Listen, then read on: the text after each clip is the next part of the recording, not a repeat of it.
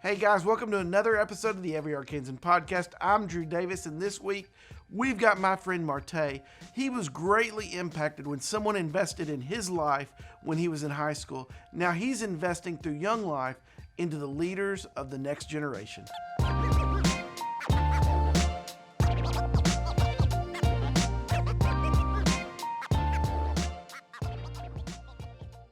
Well, Marté, welcome to the podcast. Tell us a little bit, where are you from? Yeah, I'm from Little Rock, Arkansas. I grew up in a myriad of places. I think probably home was in Southwest Little Rock. I graduated from Parkview High School in 2010. Did some college in Texas, some college here. So I'm kind of a pilgrim. Like, I'm all over the place. But the one thing that kind of is your story is you grew up in the church, and it was Young Life that kind of hit you. So talk to me a little bit about in those early years growing up in Southwest, how that really happened. Yeah, so when I was 11, my parents were divorced. And so my dad, he was the breadwinner in that relationship. So when he moved away, my mom was just trying to find ways to make ends meet. And so she would have odd and end jobs, work 2 and 3 jobs at a time. And so that caused us to move around a lot. But there was one thing that my mom always instilled in us, and that was church. So we went to church, and we grew up in a time where you didn't have a choice. You were going to wake up on Sunday morning. You were going to dress the way that she told you to dress. You were going to, you were going to be ready. You're going to be on time. You were going to go to church. There were even some Sundays where we had to go to Sunday school, and my mom was still asleep in the room. So she'd wake us up. We'd get ready for Sunday school, and the church fan would come and get us. So yeah, church was always a big part of my life. But unfortunately, I grew up in a time where it was just really hard to understand. And I probably, who knows, I probably had learning disabilities. I know I didn't do well in school, but it was really hard for me to stay focused on those things. And so when the pastor got up and spoke and used really hard words, I just wasn't trekking a lot. And that's what kind of led me down a path of like, do I really believe this, or am I just showing up to a place? And so then I got involved in Young Life in high school, and there was more of this relational kind of deal, one-on-one, one with 5-7 folks, and so there was one person that was just really pouring into me on a more personal level and would help me understand just the gospel. We didn't go into the Old Testament. We didn't go deep into the New Testament. We just stuck with the gospel and the intent of the gospel and the intent of Jesus. And so, yeah, that's kind of how my spiritual life is kind of developed. But I love church. I love Young Life. I love all those things.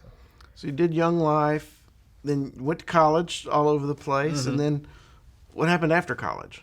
So actually, I was in college in Texas, and before that, kind of rewind, I was doing Young Life as a volunteer leader. Okay.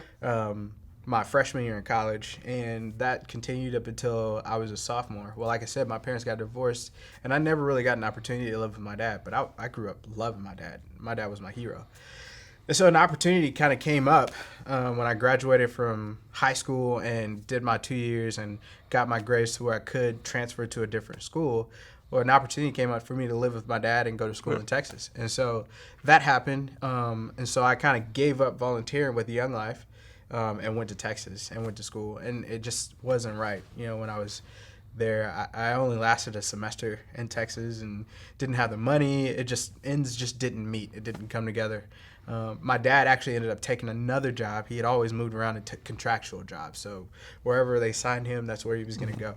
He took a job in Phoenix, and I was like, I'm not supposed to be in Phoenix. That's just not where I'm supposed to be in. So I didn't know where I was supposed to be, but I knew I wasn't supposed to be in Phoenix. That kind of led me to I called my Young Life leader, where I was leading at. She was the area director. I called her and asked her if I could come and hang out with some high school kids and take them to summer camp. And she said, we really need a guy to come because we don't have any guys to lead the guy cabin. And we have 12 boys that are coming. Like, we need somebody to lead this cabin. And so that was just kind of a God moment within itself. And then she told me that she was going off staff with Young Life. And I'm so oblivious to some things, I wouldn't put things together. And then right before we had a fantastic week. Kids met the Lord, like all that. It was great. I fell in love with some kids there, and they were great. They were awesome, and that was fun. And then right before I got on my Greyhound bus to go home, she told me that she wanted to recommend the job. To this, she wanted me to come on staff and take her job and take her position, and I just was floored. Like, I don't know if, like, this is crazy. Why, didn't think I would be able. I didn't put two and two together. I knew there was a such thing as being on staff. Didn't know that people actually made a whole lot of money doing Young Life. We don't make a whole lot of money, but it was an opportunity, and I got to pour into kids, and now I get paid to do one of the greatest jobs on earth. And so that was kind of after I wasn't completely finished with college at that point, but that was kind of what led me back to Little Rock and got into work. So it just kind of. And how was that? Because, I mean, it had been so much a part of your life, and then you'd always been the volunteer. Yeah. What was that transition like from volunteer to staff? It was actually really difficult. I was 21 when I first came on staff. I was 21 going on 22. And I was the youngest person in the room, and also the only person that looked like me in the room in most cases. So that was difficult. Back, before we started really having, cultural conversations in Young Life, because it had always been a thing, but in Little Rock, there just had never been there hadn't been people of color that just lasted on staff. And so that was always a problem. There was always kind of this, like, uncomfortable conversation that would happen. They would always kind of, unintentionally go, hey, are you really black? Or, just kind of the tokenism and all those things happen. And so while I'm on staff, I'm trying to really, I am black and I'm going to be black. I'm not walking away from that. This is who I am. But I'm in a very not so black place. Not a lot of people of color were on staff. So that was really difficult for me.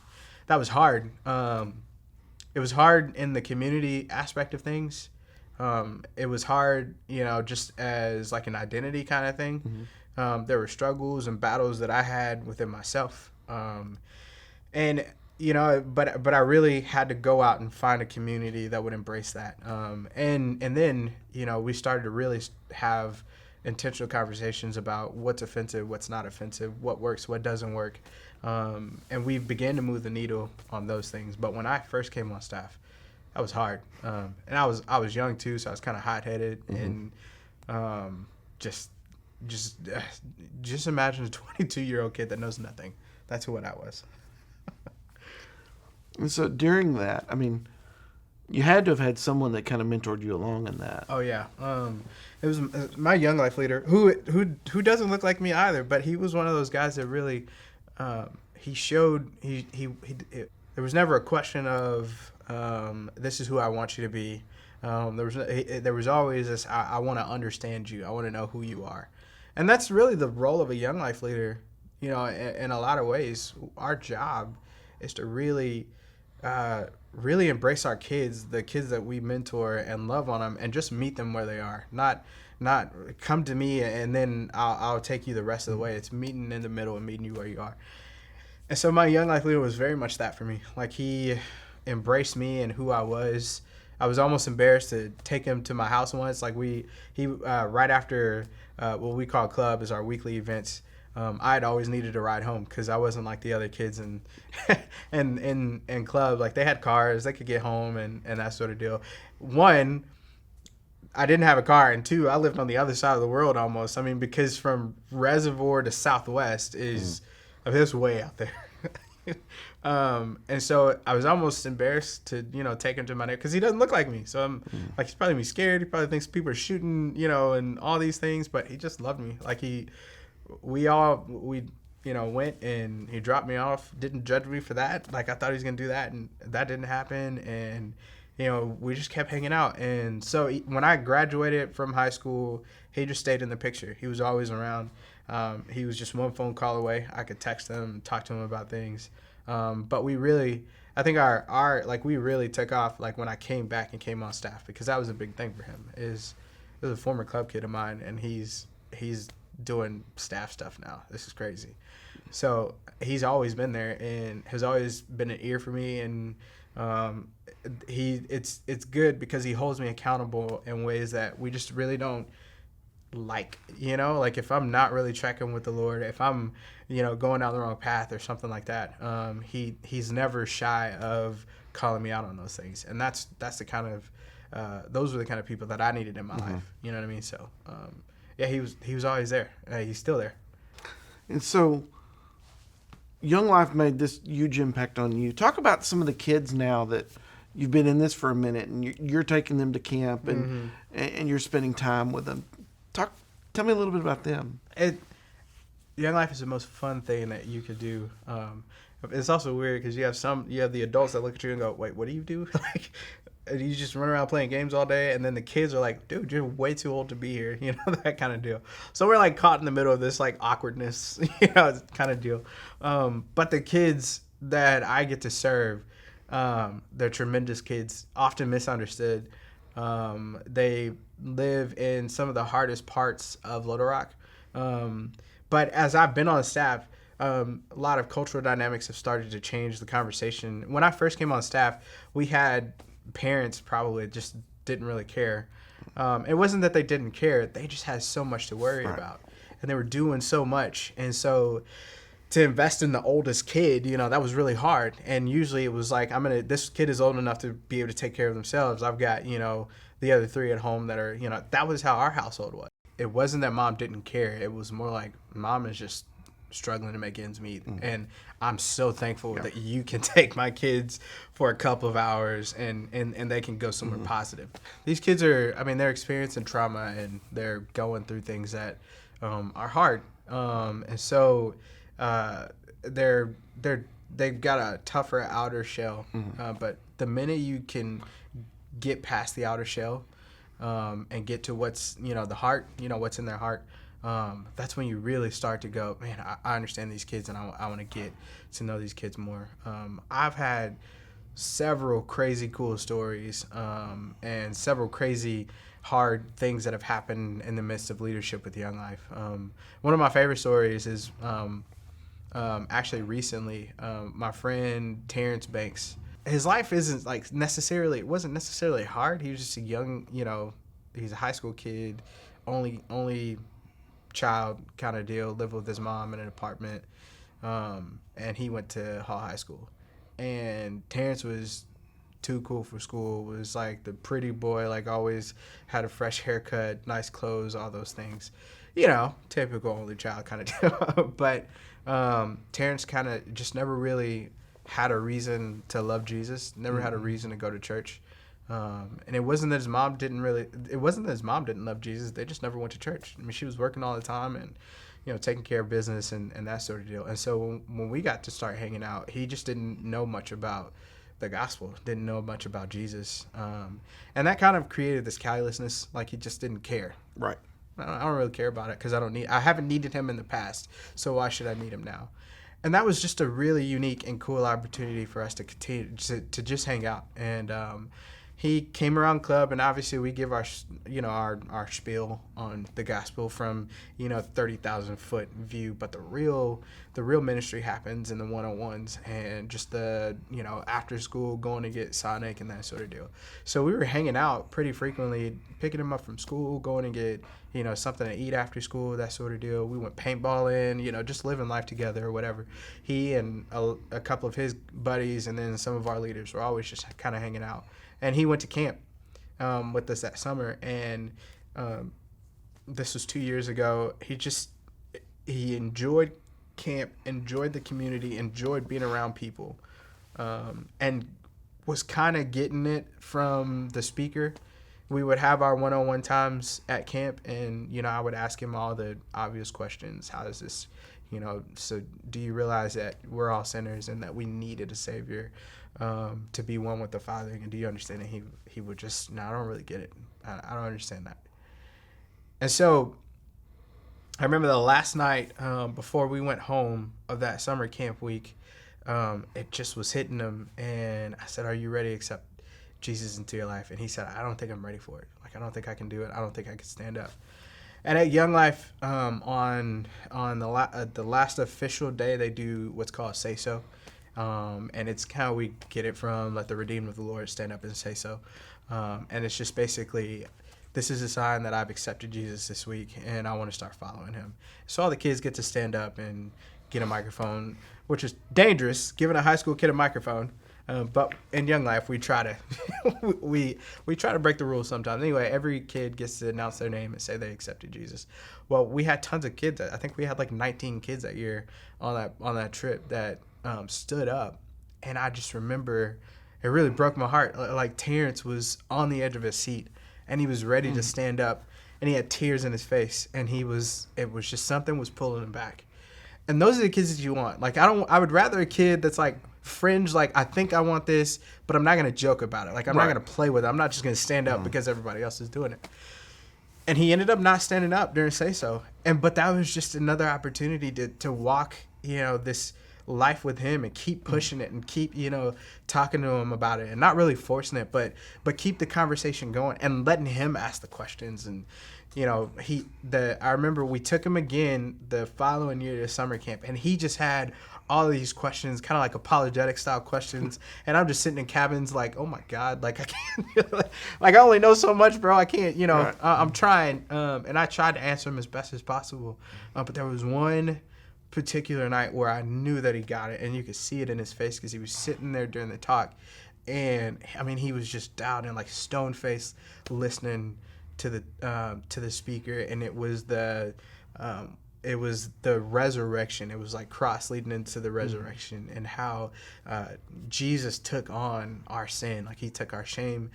And this particular speaker was a little more animated with the cross and that whole deal, and I think that really got Terrence, and so that led to our one-on-one a week later or a couple of days later, and he said, I think I finally get it, but I still don't know if I'm sure yet. And I asked him, are you going to stand up and say so this time? Like, are you going to do it? He says, I don't think I'm going to do it this time. And that I was bummed out. I was really, and that's when I think I'm the most human, because I'm like, I pushed this kid so much. God, come on, And God just really, he really convicted me. And this is not you that's doing this. You're a tool for me. And I mean, even in that moment, I'm realizing that this, it's not about me. It's not the words that I say. It's not my actions. My life isn't my own. It's his. It's him who matters. It's him who will be glorified in all of this. It's his name's sake that will be glorified, And so I was kind of bummed out that day, but we went to Say So, and sure enough, Terrence was sitting behind me, and I was kind of in the moment. And Terrence comes running down, because this time it wasn't like a microphone. People signed the cross. The kids signed the cross that accepted Christ, and he comes running down from behind me, and I'm not very emotional, but I just remember crying, oh my gosh, this is crazy. But those are the moments that we get to have with high school kids. It's just this life of walking with them and really teaching them the gospel and hoping that they get it, And so we get to walk. And I think a lot of people don't realize Young Life has camps all over the country, but for so many of the kids that we work with in the downtown area, they've never been outside of this. And getting away at a camp is, I've seen the Colorado camps. It's just amazing. Yeah. And it's something that so many of these kids have just never experienced. It's really funny. We're on the bus going through the mountain pass. Because you drive into Denver, and there's just this mountain range, and you just drive into that mountain range, and our kids are just wide-eyed, like, where in the world are we? I mean, they're, and I always make this joke every time I go to the Colorado camp. There's a specific spot where this mountain has kind of got this big crater-looking, size deal in it, and I always go, that's God's chair right there. He's got 2 craters, one for each butt cheek. And kids are always just dying laughing, but they're just so amazed by what they're seeing, whether it's Windy Gap in North Carolina or our trip to Colorado. We're always driving into the mountains somewhere, and kids are just blown away. Terrence, he even said, he thanked me the first year. We went to North Carolina. He's like, I got something to tell you. I'm like, what? He's like, it's kind of a secret. I don't want to say it out loud. I'm like, what is it, Terrence? He's like, I've never been outside of Little Rock. This is insane. But I'm like, yeah, I mean, this is just live it up. You're supposed to be a kid. Be a kid. And I don't think people can grasp that. No. I've taken kids from downtown Little Rock to Park Plaza Mall, and they never knew it existed. I like to take kids out to Pinnacle Mountain, and when you're driving down Highway 10, there's a Wendy's like right off to the side. I go, guys, look, that's bougie Wendy's. Like, I mean, we've got kids that have never been into the Heights. Like, I like to take the kids to the Heights, and they're like, where are we? I'm like, this is Little Rock. They're still here. You know, there's tons of places that they could go to, and it's always fun to see their faces and let them get that experience and see those kinds of things. But that's the cool thing about doing what we get to do. Yeah, and I mean, the thing is, it's like you said, it's that teaching them about Christ and pouring it into them, but not necessarily yanking them along, letting them discover who He is and His amazingness just on their own. Yeah. That's the fun part, and like I said, we're meeting kids where they are. There's no amount of perfectionism that you need to have. There's no getting right with myself first. There's no I'm gonna wait on you kind of deal. Now we're gonna go into the thick of it. That's what we believe that Jesus did. Jesus found Himself with not the well but the sick. He went into those places. Oftentimes when Jesus performed miracles, He laid His hands on some of the sickest of people, and His holiness it went out of Him and to this a sick person. And so we're going to go into the ugliest places of Little Rock. We're going to go into the dirtiest parts of Central. We're going to go into the most unwanted. We want to go to the most unwanted kid and say that God desires you. God cares about you. He sent His Son to die for you, not just the people that look perfect, but you know. And so we want to make it about them. We want them to know that to us they matter, and that there's no amount of perfectionism that they could have before we love them, you know. So, what are y'all looking for as a ministry? You've got drivers, and you've got all kinds of stuff that's unique to what you guys do downtown. What are some ways that people can kind of get involved? Maybe they want to just put a foot in, or maybe they want to jump all in. You definitely come check us out. We're always doing something. Usually our nights are Monday nights, every other Monday night. So we had what we call a club. It's just basically a big event.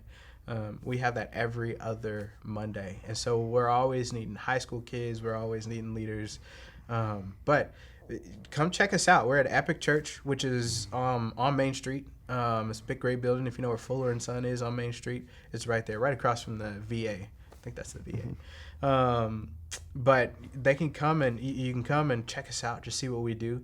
We always need people that provide food. We're always looking for that, or rides if you want to come help us take high school kids home. Because we never want people to feel like, okay, we're the only ones that can invest in these kids. If you're positive, if you love Jesus, if you care about Christ, if you're following the Lord, you can have a conversation with some of these high school kids. A lot of our kids don't know what it's like to, be in an authentic relationship. They've never really seen a father love, a son or a daughter, or a wife to love a husband, or vice versa. They haven't really seen a healthy version of that. Some of the kids, I don't want to marginalize all of them, but we want that type of, we want them to see that kind of stuff. We believe that there's a village in Little Rock that would be willing to go out and invest in high school kids in ways. And even then, being a young life leader, we always need leaders. We always want to start Bible study groups. We call them campaigners, but Bible study groups with kids. There's a ton of things you could do to get involved with us and with Young Life. We want to get into the new high school. We want to be boots on the ground as soon as that school opens out in Southwest Little Rock. And so we're looking at ways to try to figure out how to get that started and how to get into that school. And then the last thing is East End is low-hanging fruit for us. We have 15 kids that come from East End High School. Both the downtown campus and the campus over by on University, on the Euler campus. And we're trying to find unique ways to get inside of the school to be able to go and hang out with high school kids and get them to come to our club and that sort of deal. So we're looking at ways to impact all of Little Rock. It's just our heart has been downtown Little Rock for so long. It's really hard for us to move away from it. We love it, so. Well, I thank you so much for what you do. Yeah, thank you for having me. And thanks for just being a friend. And I know we've talked about a lot of different partnerships over time. Hopefully we can get some of those going one day. But thanks for everything. Thanks. So. Thank you. That's great. Hey guys, I hope you enjoyed this episode of the Every Arkansan podcast, and I hope we inspired you to chase after your God-given dream.